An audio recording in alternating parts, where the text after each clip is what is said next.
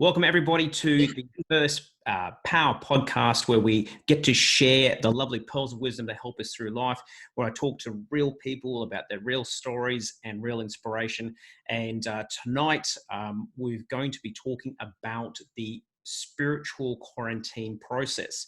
Now, this is a very, very special topic because, we're at a very special and very unique time in world's history of where we have been, absolutely stopped by COVID-19 with a pandemic going across the globe.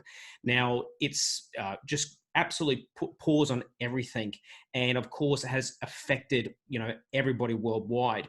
As of tonight, we have over 3 million diagnosed cases of COVID worldwide, and it has caused over 211,000 deaths worldwide. So this is a pretty significant event of what's happening here as it is.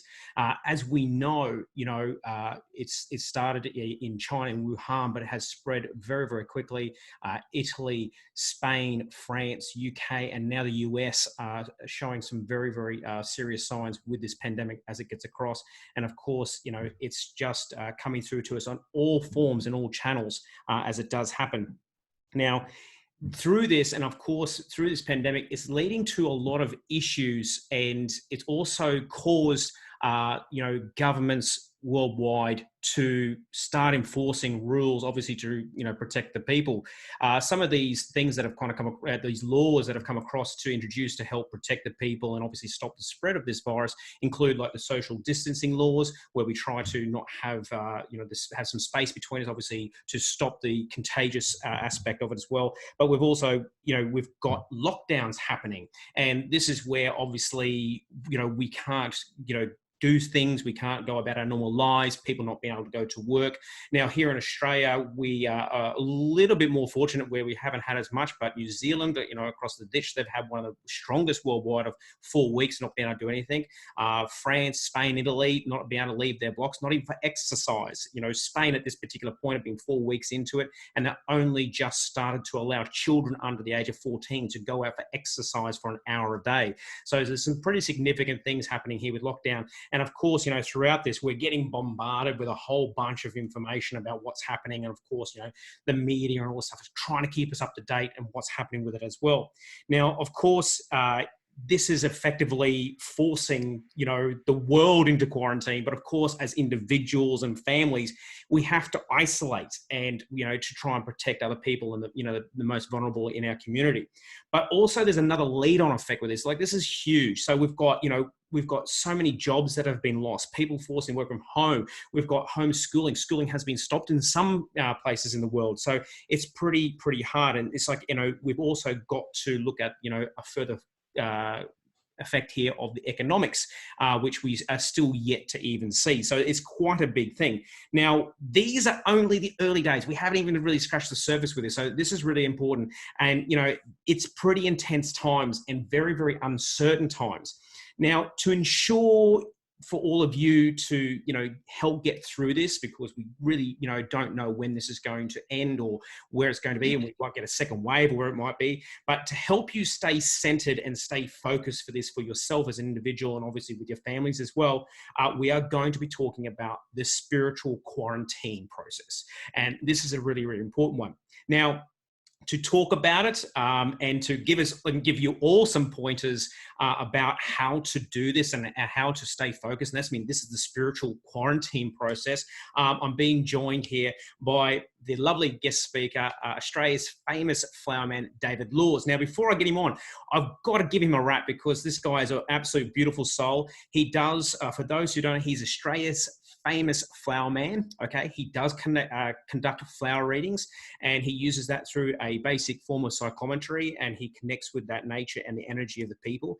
He travels all across Australia doing this. He has been conducting parties, and reading for so many people. In actual fact, even though he doesn't keep an exact count, but on rough numbers, he was telling me just a little bit before, he's conducted around almost 16,000 flower readings. Now, that is pretty cool. Now, it's when you look at this, and I just want to give you a quick background before we get into this, because, he had a very successful business, and I almost want to say his former life, because he had a former life, he had a successful business with his former wife. He left all that behind. He came out acknowledging his sexuality. He's a mature man, and he left all of this, and all of a sudden he found himself back on the Gold Coast with around $46 in his wallet, I believe, and nothing down. And it really kind of got to him. And this is the part that I think a lot of people don't know about Dave, and it's so important to share as well. And he has, so much experience and personal experience and spiritual experience to speak from. From there, and having a great friend to look after him, he had a roof over his head, and then kind of put it to him saying, maybe I can put something together and you could do some of those flower readings that you've learned about. And he's like, oh, really? And as this friend of his has rounded up some friends and he's conducted it, and it's like, wow, why don't you do this? And from there, he has turned flower readings into a full-fledged business, but more so into a full-fledged life path. I don't want to call it a career because it's so much more than that. But that's it's amazing. So he is fantastic. He is an inspiring soul speaker. He is a wonderful teacher and mentor of manifestation magic and also pathway to peace. But please join me in welcoming Australia's famous flower man, David Laws. Welcome, David. We can get your video up. We'll get to say hello. Hello, there we go. Hey. How you going, mate? Hey, Pete, how are you? Hi, everyone. Fellow inmates, how are you? Thank you so much, joining, mate. And look, your rap is totally, justified.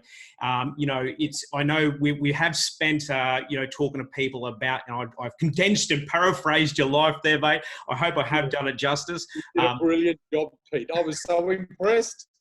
I thought I want to meet this guy.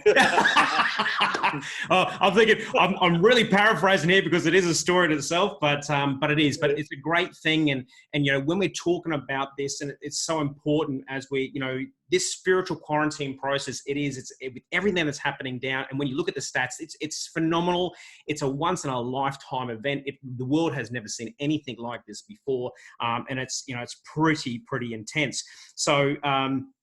Just have a look at it. Now, I'm going to get straight into it, mate, because we've got a lot to cover here, and we're just going to smash it out. Now, I know that the thing is we've really connected up, and I know your situation's very, very similar to mine in the fact that, we plan months ahead, if not like 12 months, almost a whole year ahead. It's about 12 months, yeah. Yeah. Well, we know, for those who don't know, I'm very fortunate. I've done a couple of live shows with David where we have audiences of up to about 300 people. And the weirdest part is because our schedules are so busy, as soon as we finish that event, we sit down with another type of spirit and we say, let's lock it in next day. And we plan the whole year around that one day. So, we plan everything so far ahead. But now all of a sudden we've had these plans. You've had retreats planned. You've had, gigs planned, flower parties planned all across, like Tassie, Victoria, all this kind of stuff. And it's kind of all just been wiped. Okay. Now, what was your reaction? I want to gauge this.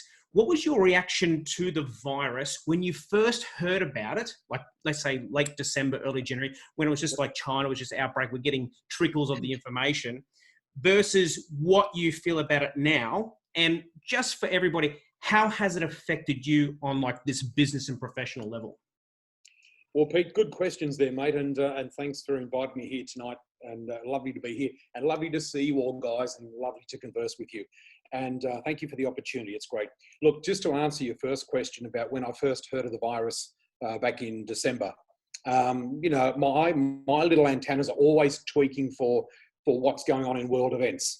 And I study, I research, I listen to lots of things, I read books. I don't really watch TV at all. I'm always immersing myself in knowledge.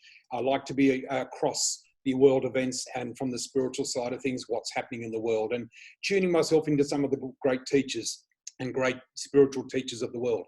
Anyway, so I watched it from December and had my eye on it. But to be very honest, Pete, I think like most people, it just took off so quickly and so fast.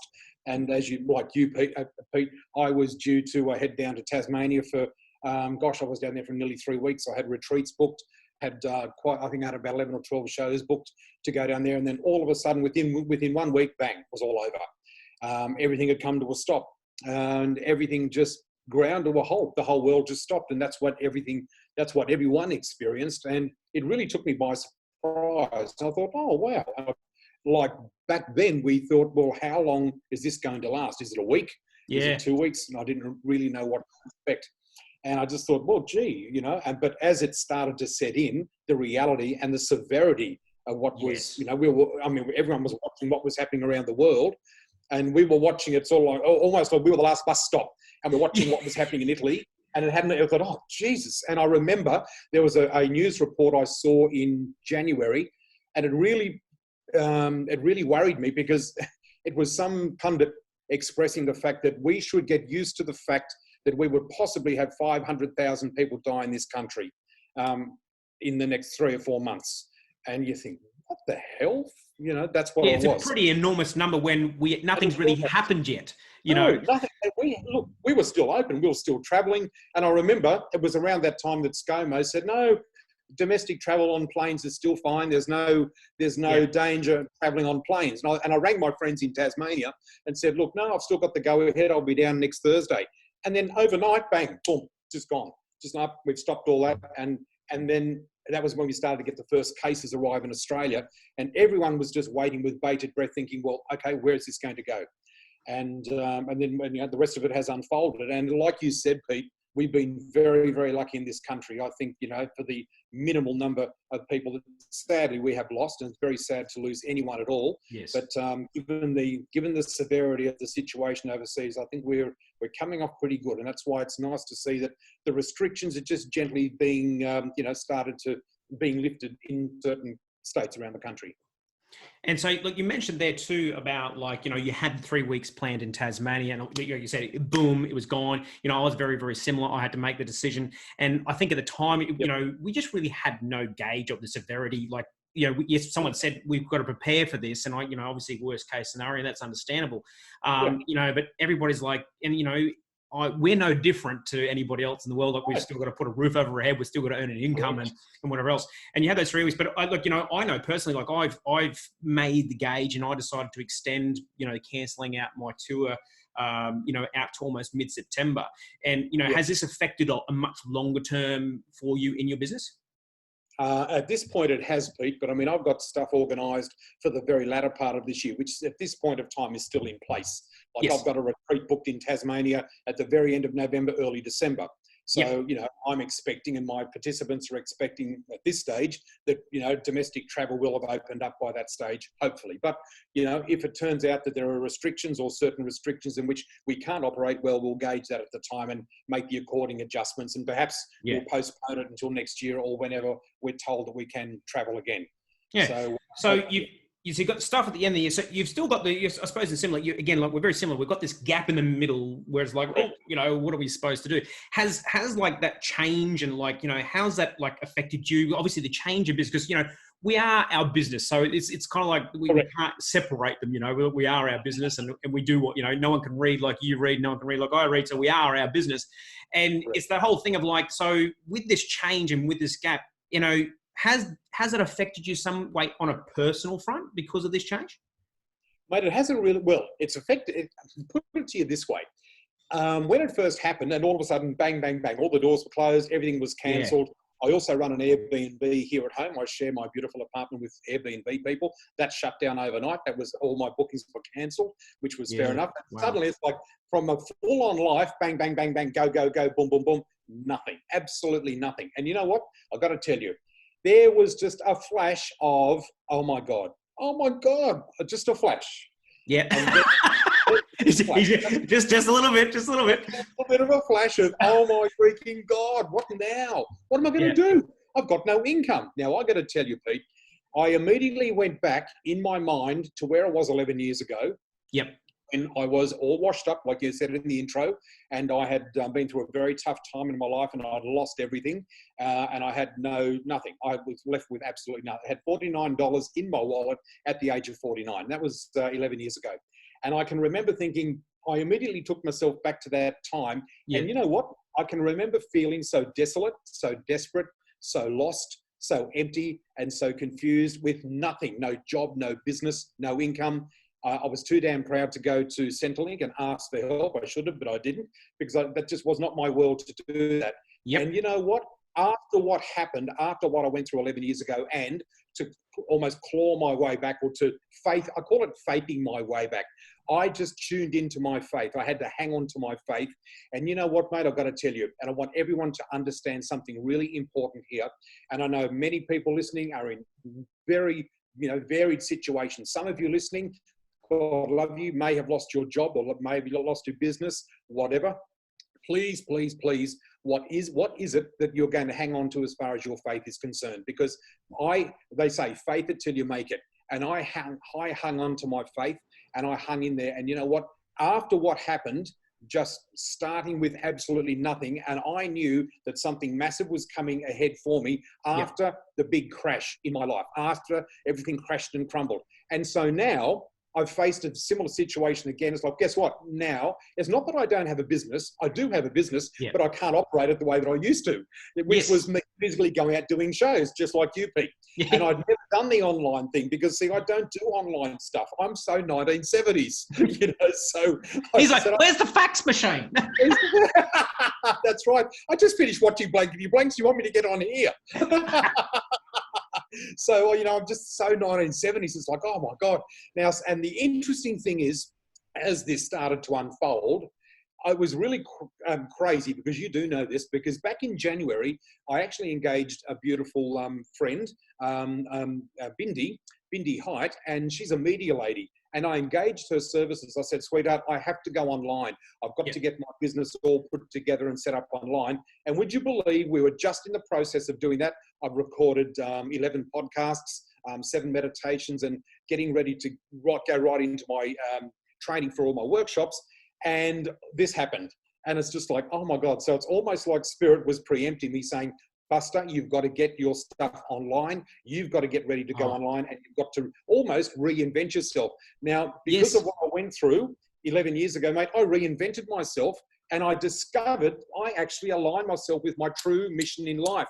So the biggest drama, or the biggest crash, and the most heartache time of my life 11 years ago was the biggest blessing. It was a blessing for me, because that's the way I look at it now. It's like, it was a blessing. And so you know what I call this? A course adjuster. This is a course adjuster. This is the course adjuster. It is not changing my mission. It is not changing. Nothing has changed, except I have to. It's almost like I'm sailing a yacht. I just have to change the sail to catch a new wind. And that's what I would urge people to do. Don't think that you are now stuck in the middle of the ocean with nowhere to go. Just adjust the course of your boat by adjusting the sail to catch a new wind. And honestly, guys, that's the big thing to bring in here, because, and at the moment you think, but what do I do? How do I adjust it? Boom, boom, boom, boom, boom. That will unfold in the course of time, but I won't go right into that now. Yeah, but that's an absolute fantastic analogy with adjusting the course. And as you're just talking about that, I didn't realize the timing of you, trying to get in, saying, I've got to switch online with Bindi, and getting into that around late January. And, and it's interesting, the parallels, and I love it, because, the biggest things, like you said, you've got to, and I want to reiterate, David did say, faith it till you make it, not fake it, faith it till you make it. TH. It was the TH there. And it is... And it's really kind of, and it's important, because it's the same thing. And I love that, because, again, the parallels are just amaze me with both of us, because it was the same thing. I remember it was back in October 2018 that, I had Spirit literally breathing down my neck, saying, come on, mate, you've got to get online. You've got to get the membership. You've got to get this group running. You've got to get this happening, blah, blah, blah. And, at the time I was going, you've got to get it done before the end of January. And I was literally there talking back to him, saying, what's the bloody rush?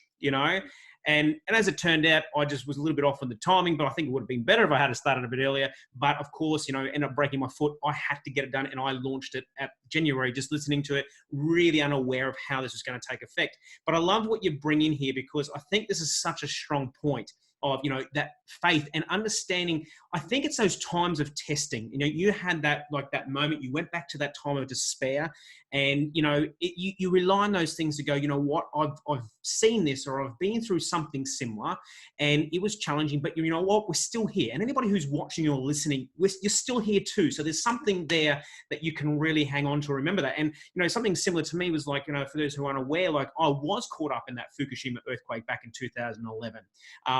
My house was only, we're expecting our first child. My wife is 36 weeks pregnant. And we've got a tsunami, we've got a 9.0 earthquake.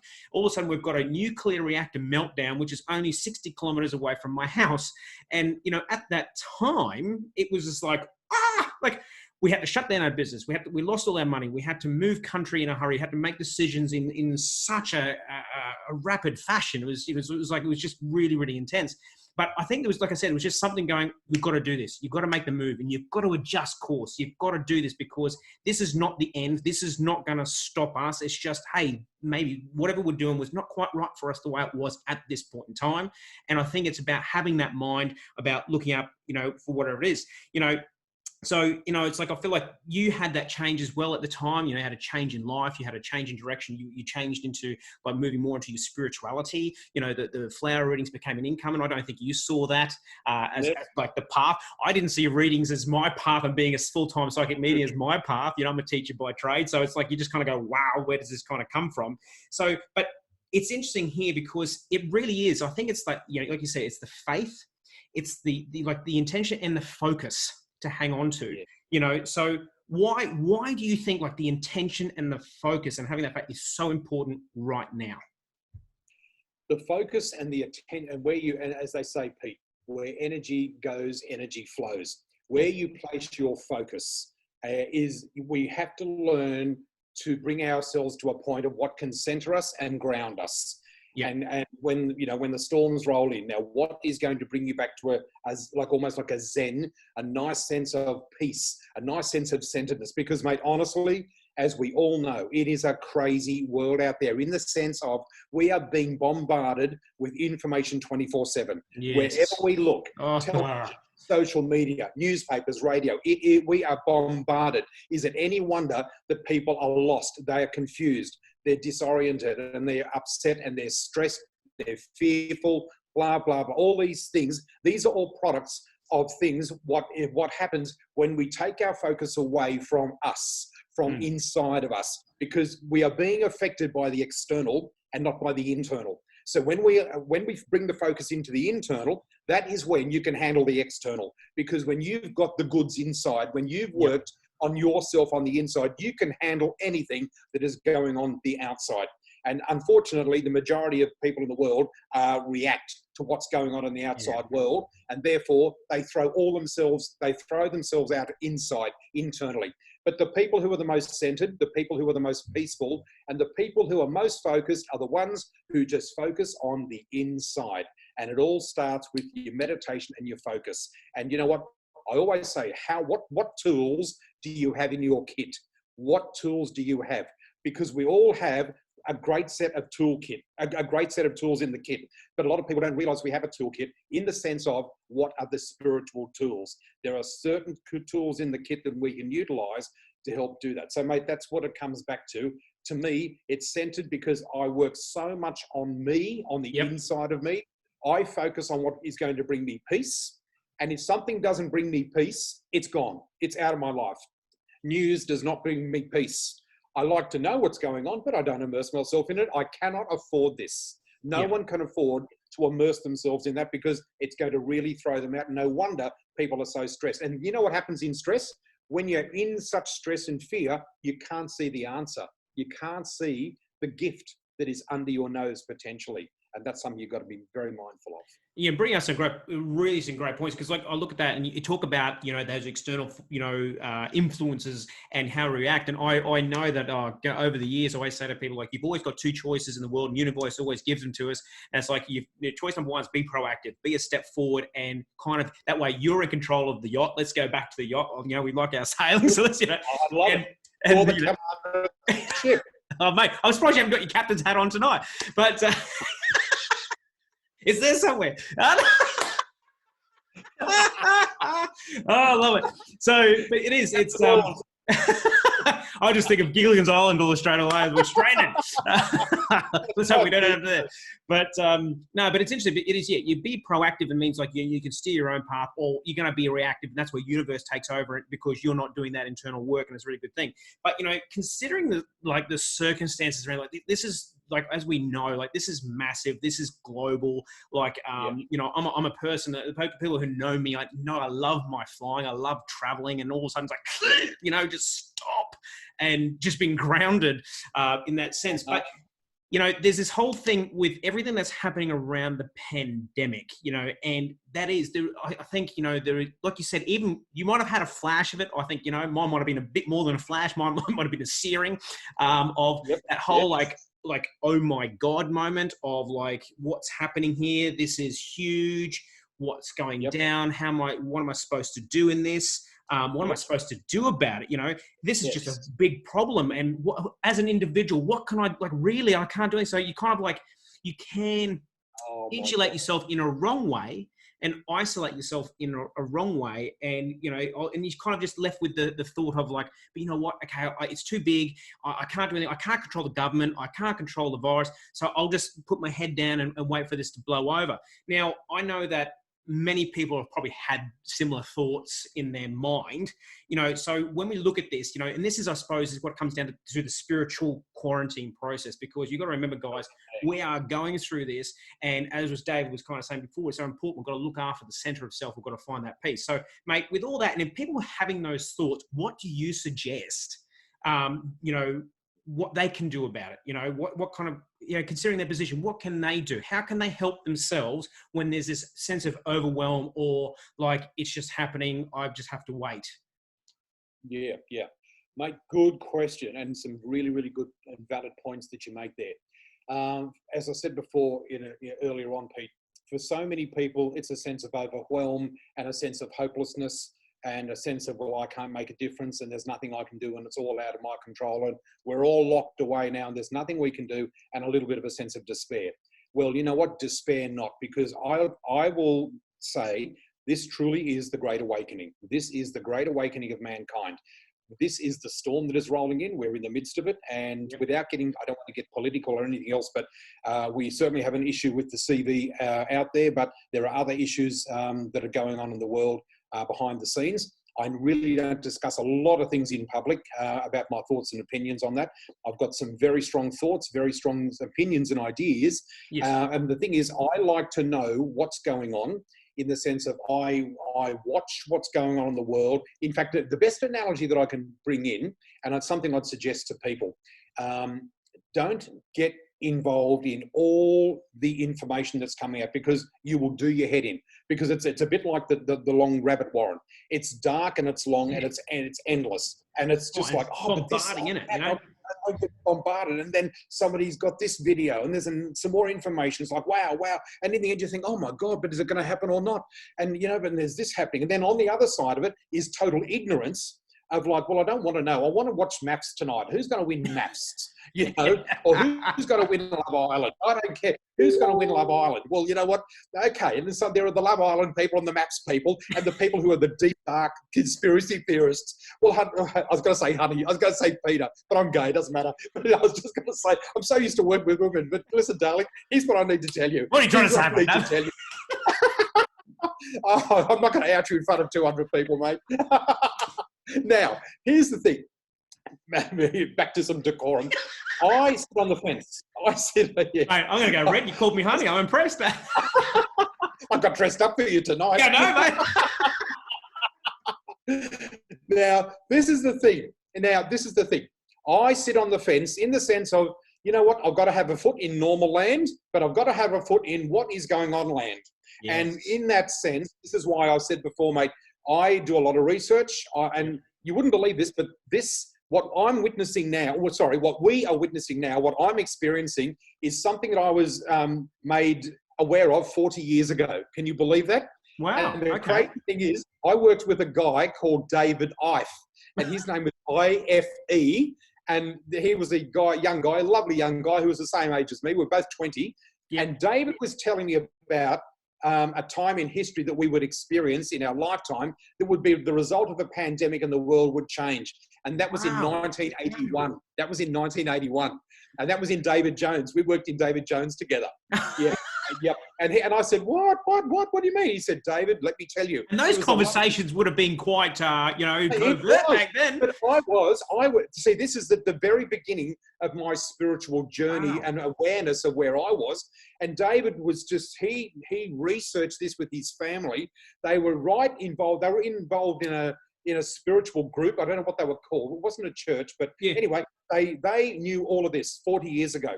Wow. And to this day, I still think, my God, look at this. This is I wish I knew where David was now, because I'd love to catch up with him. And isn't it funny? Because I met David Icke, but then I was introduced to a guy called David Icke, who everyone knows around the world.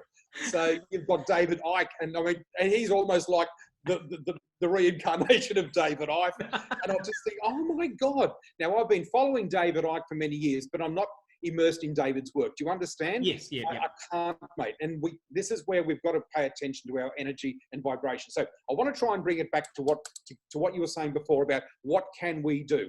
So I sit on the fence. I like to have. You mentioned this. You mentioned the tool belt. Sorry, remember you mentioned the tool belt, and when people are having these overwhelmed thoughts, and obviously that's it's interesting you have this knowledge, but obviously there's a level of we've been through it, but you've got the preparedness, and that's because you've been through it. You've got these tools which can help people. So yeah. Yep. So, mate, to bring that in, so whilst I have a finger on the pulse with everything, I knuckle down and get stuck into, I always go back to me. I always go back to what I can rely on within me. Now, here's the thing. People do not realize how powerful they are as a beautiful light being. We are energetic beings. That is the end of it. Now, the beautiful thing about that is it only takes one light bulb to bring light to a darkened room. Just one light bulb, which is one person. Or even a light of a match. Done. The strike of a single match can bring light to a darkened room. But a lot of people think that we can't light this room up unless there's 100 light bulbs in here. It only takes one light bulb, boom, to bring the difference. Yeah. And people think, well, it doesn't make a difference. It makes a huge difference. Now, just to cite a quick example, or I think it was the Sunday before last, we had a World Meditation Day that was put on, and it was 11, I think it was about 12:30 p.m. Australian time, because I sat here and had a meditation, because I knew at that moment, millions and millions of people around the world at different time zones were in meditation. Now, I'm not quite sure what the figure is. I think it's about, the Earth's vibration resonates around about 7.6 gigahertz or something or other. Yeah. Well, mate, that afternoon, it went, they showed the graph in the next 24 hours, it went to 76.9. It was more than 10 times. It lifted the energetic vibration of the Earth through the roof, because at that one moment for 1 hour, actually, no, it wasn't an hour, it was 40 minutes. It was a 40-minute meditation, and it took the world's energies, vibration, took it right up. That's how we change the world. No one, see, mate, I cannot change the world, but I can change my world. And if we all change our world in a positive way and focus on the positiveness of who we are, and what goodness we've got to bring to the table, my God, that's how we make a big shift and change in the world. Yeah, well, that's the intention, isn't it? By getting in there and focusing and being that. And interesting, you bring up meditation because, it's a question that, obviously you've probably been asked a couple of times. I know I've been asked, and, it's like, number one, I know that a lot of the world, as soon as you mention the word meditation, they start to go, I can't do that. I can't, my mind's too busy and whatever else. And they kind of just switch off completely. But it's interesting. It's nice, and I think some of us are a bit more aware. Yeah, we're kind of like, okay, cool, we'll jump on because we know the intention about doing that. But I suppose, people do ask the question, as an individual, by meditating or by participating, are they going to help? But I think those figures really speak for themselves. And that's me. And it's great when you have the science to support this stuff. And it shows that power of intention of multiple conscious beings across the globe connecting together, that energy does rise. And that's me. I think it's a great answer to that question of doing it. So obviously, you're meditating with that. I know another big one is, as I think a few people have probably clued onto already, humor is another big tool in your belt for this one, mate. You reckon? Oh my God, mate, humor. I tell you what, I think I'd be buried in 6 foot under if it wasn't for my humor. My humor has always got me through. My humor's got me through even the most darkest times of my life. I looked at the situation and thought, now how can I make humor of this? I'm just in the most challenging of times. I remember back in 2009, when my life was crashing and crumbling around me, I had a prize Mercedes-Benz, my beautiful silver Mercedes-Benz. Well, guess what? It got repossessed. It got repossessed. The finance company come and took it. I'm very proud to tell people that I wear all the dirty linen, because you know what? It's important for people to know when I'm speaking to them, they're speaking to someone who's real, and they've had this shit happen to them. They've had this shit. I'm not sitting here from some ivory tower saying, oh, it'll be all right. I have been through it. And you know what? That day that the Mercedes got hoiked up on the back of the truck, I'm standing there thinking, oh my God, the Merc's gone. I've got no car. And would you believe at that very moment, my next door neighbour came out. And I thought, how embarrassment. And I thought, oh my God. And Susie came out. She came out to water the garden. The Merc's going up on the back of the truck. And she said, oh, hi, David. How you going? I said, oh, hi, Susie. Hi. And she said, yeah. And she looked at the car. And I said, bloody Mercedes, they're so unreliable. Oh, she said, oh, you poor bug. I said, yeah, I didn't have the heart to tell the car was being repossessed, but it was just, you got to make humour of it. And then a friend of mine said the other day, just after that happened, then she said, well, how did you get around after your car got repossessed? I said, you won't believe what happened the next day. She said, what? I said, I got picked up by a bloody chauffeur-driven Mercedes-Benz. She said, are you serious? I said, I got a chauffeur-driven Mercedes-Benz to pick me up and take me down to Robina. She said, serious? I said, yep. But I just neglected to tell her that it seated 76 people and had a bendy bit in the middle, but it was still a Mercedes. It was a bus, but it was still driven. Yeah, but it was still a Mercedes, wasn't it? It was a stretch. It was a stretch. And for the first time in my life, I had to catch a bloody bus. So I still had a Mercedes the next day, but it was just borrowed. It only cost me $1. It only cost me $1 to get from much of that to Robina. Like, you got to love it. And that's mean, like, you know, and it's taking that perspective and look, and that's mean when we look at it, I think it's a big thing. And during these times and when we have these moments, you know, that's mean with people, like, you know, there are, and it's very, very sad when we've got people who are sick, vulnerable, and even losing loved ones during this. And it can be like, you know, you know, like losing jobs, how we're going to pay the bills, how we're going to pay the mortgage, how we're going to do this, you know, so there's some very, very like depressing thoughts, you know. That's what we know, that it's great. Like, you know, just look at that. And straight away, you know, I'm looking at the people online with us here, and they're laughing with us, and you can straight away, the energy's better. So it helps kind of raise our vibration. So, you know, obviously we've got the meditation, we know that does help that if people can do it. I know a lot of people do struggle with it, but, you know, but we've got the humor, which I think everybody should get into more. You know, yeah. And I mean, like you, Pete, people, in fact, a couple of people, lovely people today that I work with today said, oh, but I've got monkey mind, I can't meditate. Every single person who has the abilities to meditate can meditate. It's just a practice process. Yes. But even if it's even in the sense of like starting with a relaxation and starting to center yourself that way. I mean, no one can walk in off the street, a man off the street, lady off the street who's never meditated, and sit down, boom, and go into perfect meditation. Perfect meditation, the process takes a long time. It took me a long time. It took, you know, it's a journey. It's just a journey. And it's not something that's, oh, quick, I've got to get my meditation together by next Wednesday. This is a life, you know, it's a journey for the rest of your life. And it's a whole new way of life. And you know what? Meditation puts you in a whole new realm. It almost brings you to a point of becoming spiritually bulletproof.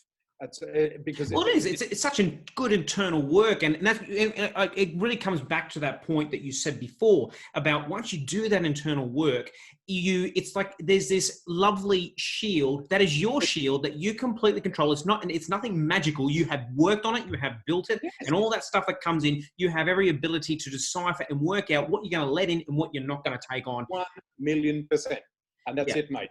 And if there is something that is not worthy of my worry or my stress or my attention, it doesn't get it. Okay, not interested. Thank you. Next, please. You know, and it can be a person, a people, event, or a situation. And I mean that nicely, but it's just that, you know what, that doesn't just resonate with me, or that person doesn't resonate, and I wish them well. But I mean, not that that really happens. But if somebody was really wanted to take me to task on something, it's like, fine. But I don't engage in that. As I said, I've got some very, very strong beliefs and thought processes over all of this, and my own brand of, you know, wondering or knowing what's going on behind the scenes, but it's my personal thing. And a lot of people disagree with that, and that's fine. But because there's one big thing I need to mention here, guys, something really big. please respect everyone's ideas and opinions about what's right or wrong. Because one thing that we must be all as a nation, as a community, as a global family, there's one thing we have to really keep in mind here, and it's simply this: we must remain united. Because if we allow ourselves to be divided through, bickering and fighting and blah, blah, blah, you know what? That's exactly what the powers that be, that's what they want.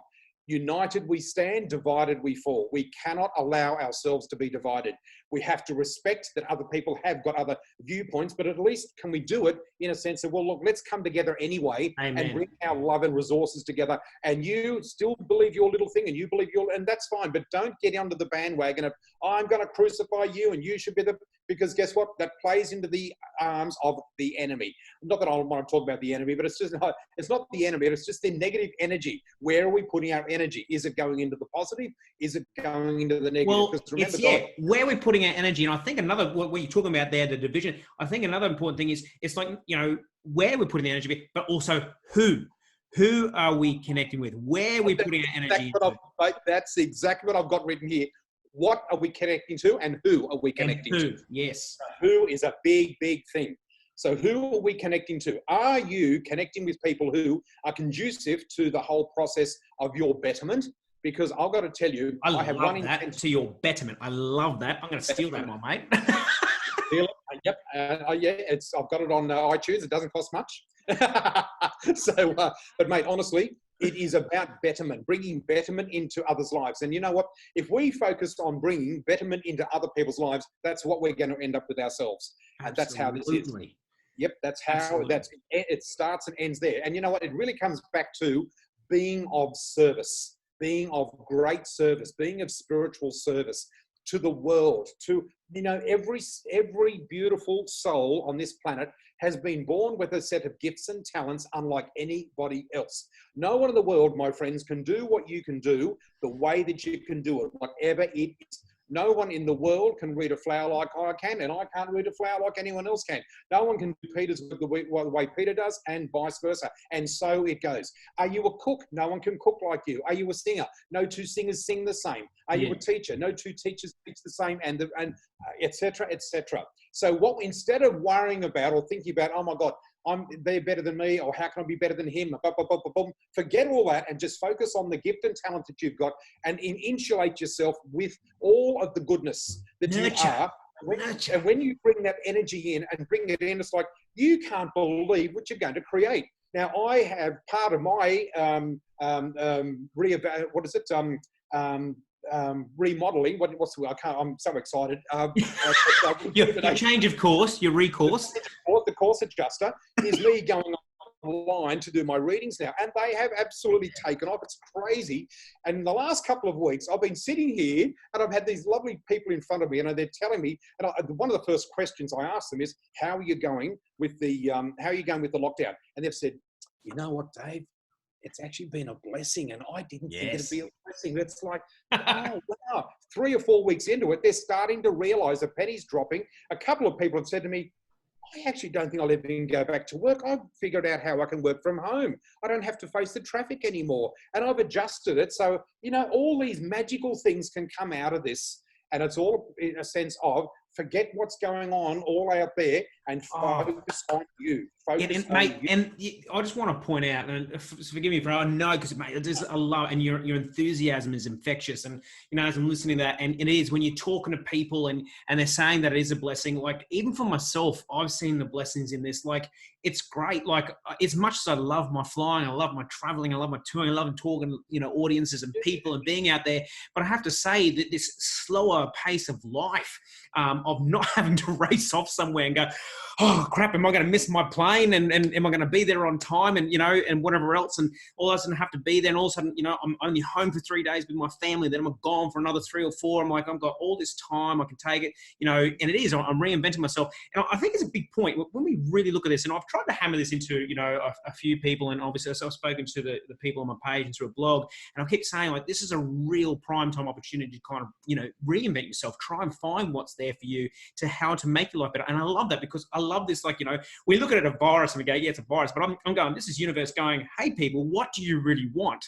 You know, what's important for you here? Start to realize it. And I think that's the whole thing of that shift of consciousness is such a big thing.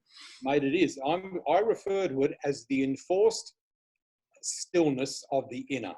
It's almost like it's the enforced stillness of the world, because we have been, the world's going crazy, fast, mad. And for me, it's like, it's overwhelming. And that's why I'm so happy that I live in Flower Man world. And, power. You know, this little pansy knows how to pick a petal. Don't you worry. You plucked plenty of petals over your years of flowering.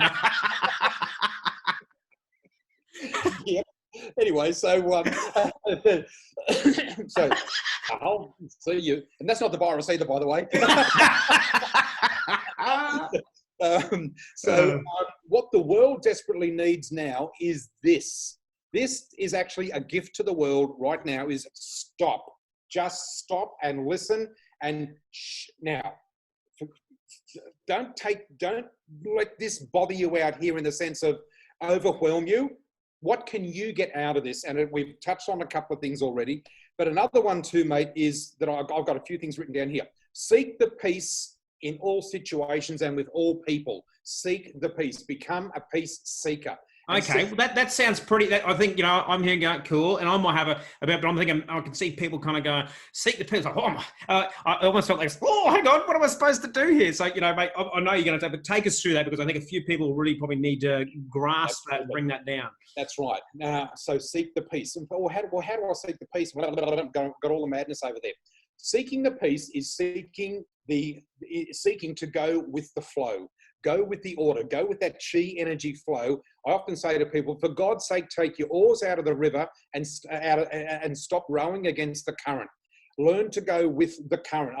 Just go with this, because you know what? At the moment, we don't have a choice but to go with what has been given to us. Yes. And every single day, whatever life gives us, we have to learn to go with that flow. And you know what? It's the path of least resistance.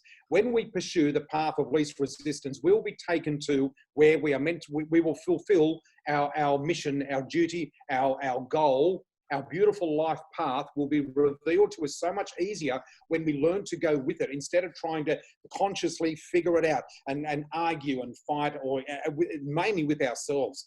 Most people have more arguments and fights with themselves than they ever will between them and other people.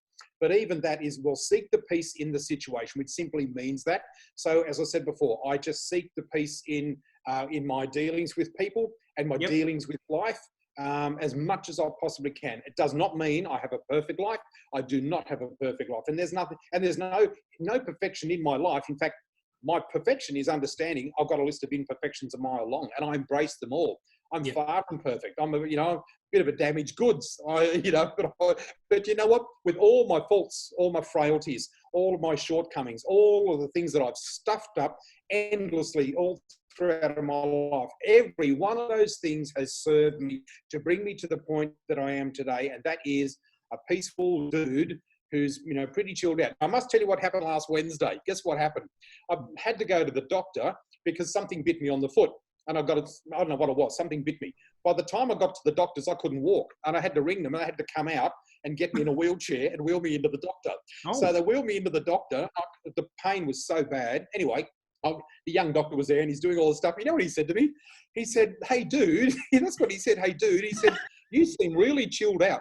I said, "Really?" He said, "You're just really chilled out, dude." I said, "Oh, thank you." And he said, you know what he said to me? He said, "Do you meditate?" I said, what the hell? Why did you say that? He said, "It's just something about your energy." He said, "You're just really chilled out." I said, "Well, I'm actually a professional psychic." He went, "What?" Anyway, I told him all about it. And instead of being poo-pooed by this young doctor, he was enthralled. Anyway, long story short, he took my blood pressure. He went, "Oh, dude," he said, wow, oh my God. I said, "What's wrong with the blood pressure?" He said, "There's nothing." He said, "Your blood pressure is 118/82. You've got the blood pressure of an 18-year-old boy. What are you doing?" And I said, "Well, mate, I just seek the peace in life." He said, "Well, don't damn well change a thing." And he said, "Good on you for doing your work." He said, "Because, mate, it agrees with you." I said, "I know." I said, "I haven't worked for 11 years. He said, "Really?" I said, "No." I said, "I've been flat out, but it does not work to me." because you were aligned with what you were here to do energetically. But I said it's what I had to get through and go through to get to that point. I went through the baptism of fire, lost everything and cried my eyes out and was penniless broke. Yep. And you know what? Out of the phoenix out of the ashes story, Pete. And that was it. Beautiful. Well, 2 points I want to come back on this. Number one, I know because if you don't answer it, I'm going to get bombarded with questions. So what was the foot diagnosis? Because I know everybody's going to ask me and I don't know the answer as much as I might be saying it, but I'd rather just get the direct answer and get this squashed. So what happened to the foot? What was the diagnosis? Well, I don't know. He didn't know what was wrong, but he just looked at it. It had this, I won't go into gory detail, but it had a little hole in it. It was just itchy. And I thought it was like it looked like a mosquito bite, but it just got worse and worse and worse. And then it just festered up. And all of a sudden, my foot was really throbbing with pain. I thought, I've been bitten by something. So I hobbled. It took me a good 5 minutes to hobble to the car, which is a fair time from, I'm not that far to the car park, 5 to 10 minutes. And when I got to the car, I drove down to the doctors. But in those few minutes, it had just ballooned. And I rang the surgery and I said, guys, can you send out a wheelchair? I can't get out of my car. So a nurse came out. She was fantastic. She said, oh God, I wish I could take you for some wheelies. So in the wheelchair. So anyway, we had a bit of a fun laugh. And then, but mate, the doctor at the end of it, I went back on the following day. Yeah. And he said, mate, I want you to come back to get your blood results. I said, sure.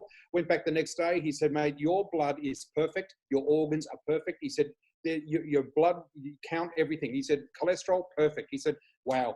And I said, you know what? It's all about a balanced life. His name was Adam. He was down at the Q Centre at Mermaid Waters there.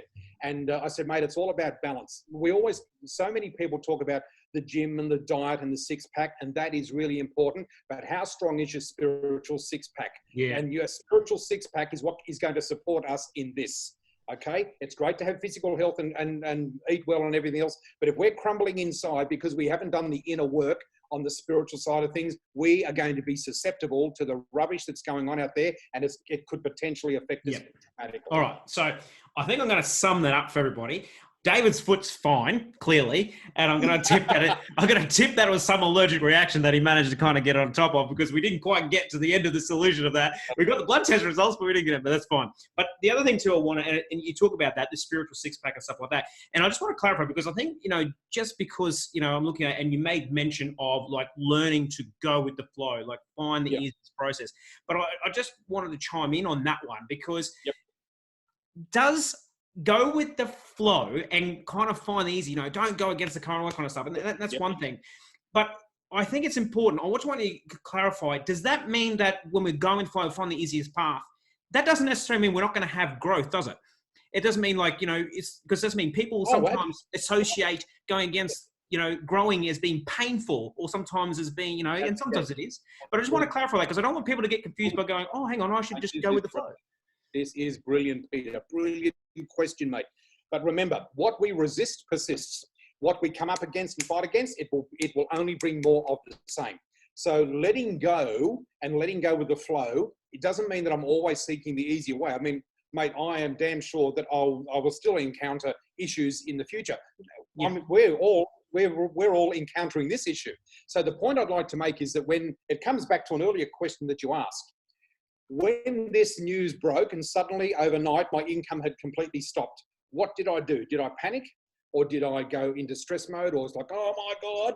No, I go with the flow. I thought, you know what, Spirit, you've lined this up. There's something in this, and this is going to be very, very interesting. I don't know where we're going to go with this, but I am going to have absolute faith and trust that I'm going to be led somewhere. And interestingly, I had my online stuff happening in the background, but it's still not finished yet. We're still working on that process. And then I thought, well, maybe I'll just start up with a couple of little online readings just to, keep connected with people until I get that up and running. Well, my God, I launched that last week. Jesus, talk about a flood. We had the floods in February. Now I've got the floods in April. So it's just, oh my God, it's been crazy. It's gone crazy. So suddenly I have now a flat out online business, and it's all gone online. And so just like that, at the same time that one form of income stopped. Correct. And you know what, Pete? And here's the thing. Here's a big thing I want everyone to understand. When you surrender the process to the universe about how, but when, but why, you know what? You're getting in the road. If you just get out of the road of yourself and give God right of way, or give the universe right of way, They will bring in the magic for you in some way, shape, or form, but don't try to figure it out yourself.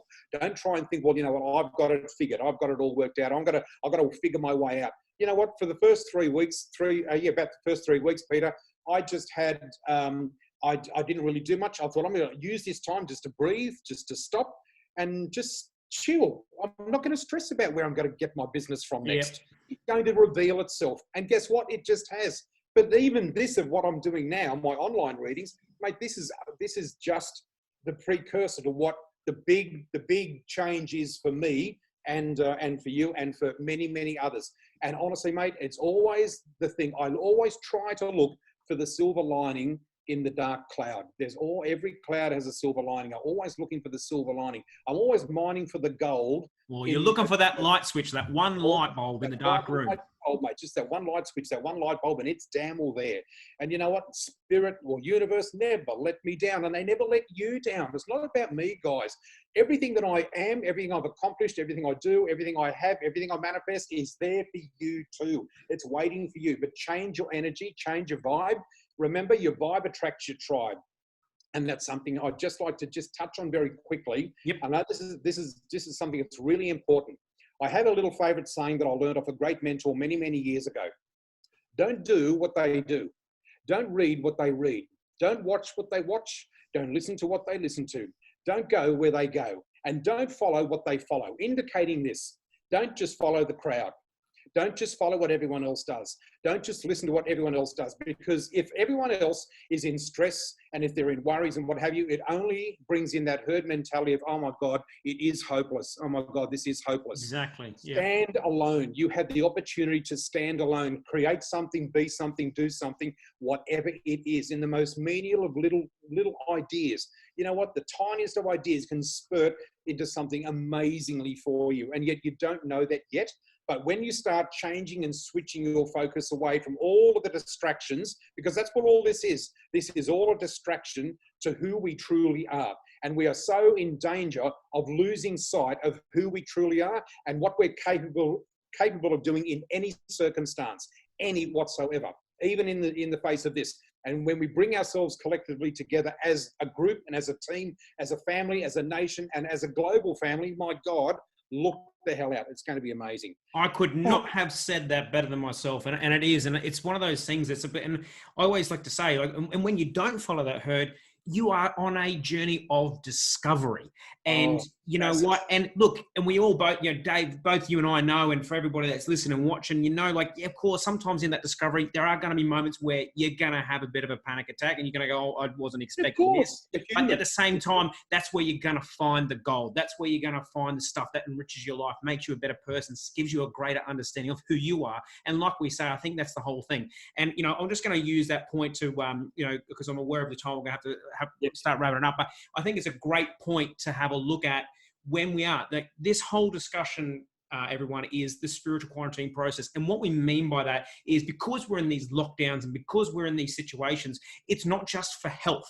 And this is about also, this is a great chance for you to have a checkup on yourself, of your spiritual. So that's, I mean, where's your spiritual health at? You know, have you got that spiritual six pack? I certainly think I'd like to have one, because I don't have one in the physical body, so I'd like to have one in the spiritual sense. But, you know, but it's the whole thing. But, you know, we'll have a look at that, and hopefully, you know, Dave, honestly, it's been absolutely awesome to you. You're so full of wisdom, and, you know, you are so inspiring, and that's why, like, you know, you do, and like, I know that you do the online course of Pathway to Peace and stuff like that, and you're creating that. It's going to be awesome once you do really get it online and stuff like that. But, you know, we've looked at this, and, you know, guys, remember, you know, take the steps to raise your vibration during this time. It's so, so important. You know, as we do meditation, as Dave and I've we talked about here, the humor, which is great medicine for anything, realistically, and of course, as you said, you know, be careful of who you are hanging around. Be careful what you're listening to, because it does sink in. It does affect us personally. It's a very, very big thing. But, you know, Dave, just to wrap up and finish off, mate, let's have a look at it. You know, what's the big message that you have for our listeners and our viewers? And, you know, if they want to get a hold of you, how can they get a hold of you, mate? Okay, my big message is embrace the magic of change. Wow. Yeah, there it is. The magic of change. Change is inevitable in life. Yep. We don't always have control over change, and change is thrust upon us sometimes. So when we learn to embrace the magic of change, that's when we embrace the magic of becoming who we are truly meant to be. And that's what we were born to do. There's not one of us that did not choose to live through this time and to face what we're facing. We all chose, we all signed up for this. It's in your contract. I've got a copy of it. We all signed up for this. It's about this thick. It's about this thick. That's right. Yeah. And it's like, embrace the change and be wise to the ways of the world. Be wise to the ways of spirit in the sense of, the universal laws, not to any in-depth way, but just be wise. And question things. Just question. Don't just take everything as verbatim, particularly if it's off mainstream media. Don't just question. I question everything. Doesn't mean I don't believe it, but I question it because I think, where's the source? How do I know? How can I prove that?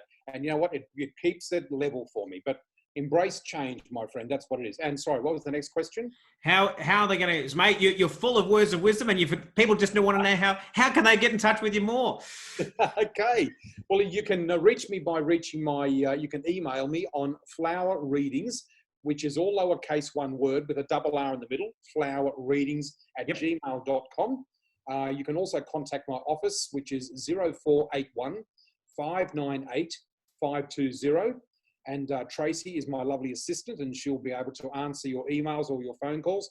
Or you can find me on Facebook as David Laws, the famous flower man.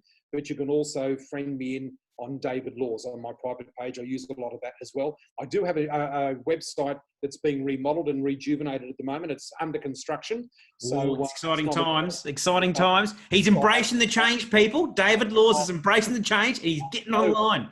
I know. I left 1978 this morning. The fax machine's on its way out, people. I'm throwing out the fax. I only just bought it yesterday. They said it's out.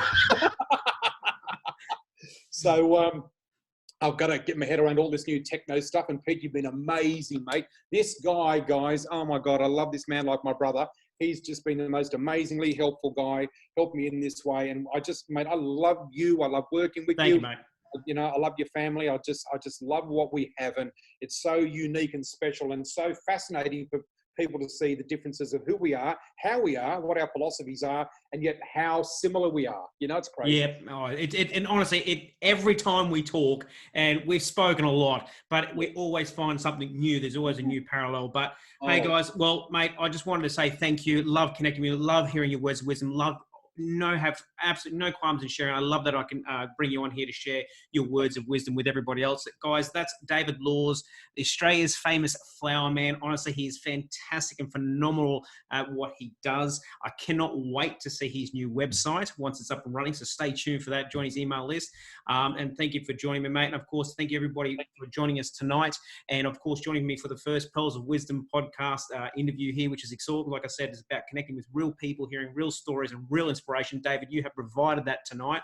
And of course, guys, if you want to know more about the next, Pearls of Wisdom, or POW as we call it, for the power of people, for the Pearls of Wisdom, make sure you join the email list at my website, peterwilliamsmedia.com. But again, thank you so much, mate. And I look forward to connecting with you in the near future. And thank you for everybody watching and listening today. Thank you, guys. Remember, thanks, Peter. Thanks, everybody. Stay safe, be kind, smile, and be compassionate. And otherwise, the world would be a better place. Thanks, guys. Take care.